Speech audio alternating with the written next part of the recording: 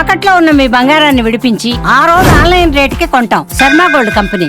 UPI ట్రాన్సాక్షన్లకు GST 2000 రూపాయలు దాటితే పన్ను తప్పదంటూ ప్రస్తుతం సోషల్ మీడియాలో ఓ న్యూస్ వైరల్ అవుతోంది. మరి ఇది నిజమేనా?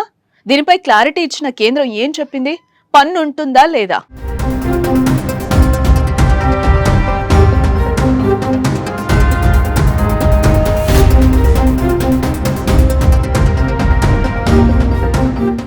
యూపీఐ పేమెంట్లపై త్వరలోనే కేంద్ర ప్రభుత్వం జీఎస్టీ వసూలు చేయాలని భావిస్తోందని సోషల్ మీడియాలో పోస్టులు దర్శనమిస్తున్నాయి.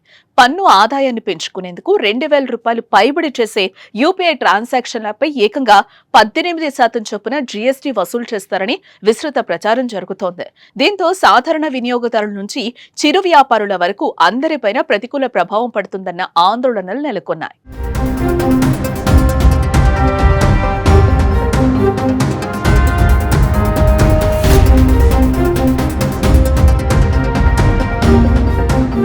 ఈ క్రమంలోనే 2000 రూపాయలు ఆపైన జరిపే యూపీఐ పేమెంట్లపై జీఎస్టీ వేయనున్నారన్న వార్తలను కేంద్ర ప్రభుత్వం ఖండించింది. ఈ మేరకు కేంద్ర ఆర్థిక మంత్రిత్వ శాఖ శుక్రవారం ఓ ప్రకటనను విడుదల చేసింది.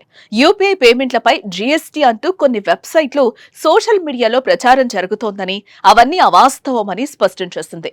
యూపీఐ ద్వారా డిజిటల్ పేమెంట్లను మరింత ప్రోత్సహించడమే తమ ఉద్దేశమని స్పష్టం చేసింది.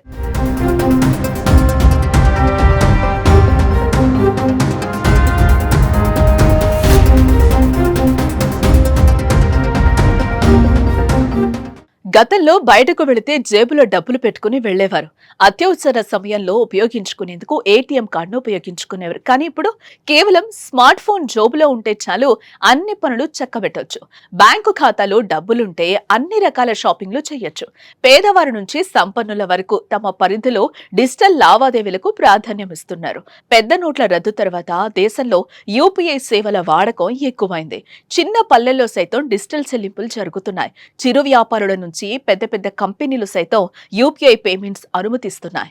గత కొన్నేళ్లలో యూపీఐ పేమెంట్స్ లో భారత్ టాప్ లో నిలుస్తోంది. అయితే అదనపు ఛార్జీ లేకపోవడం, క్యాష్ బ్యాక్ లాంటి ఆఫర్లు ఉండడంతో పాటు ఈజీగా చెల్లింపులు జరిపే సౌలభ్యం ఉండటం వల్ల దేశంలో డిజిటల్ పేమెంట్స్ ఎక్కువయ్యాయి. ఇప్పుడు యూపీఐ పేమెంట్స్ పై పన్ను అనగానే ప్రజలు కాస్త గందరగోళానికి గురైన కేంద్రం క్లారిటీతో ఊపిరి పీల్చుకున్నారు.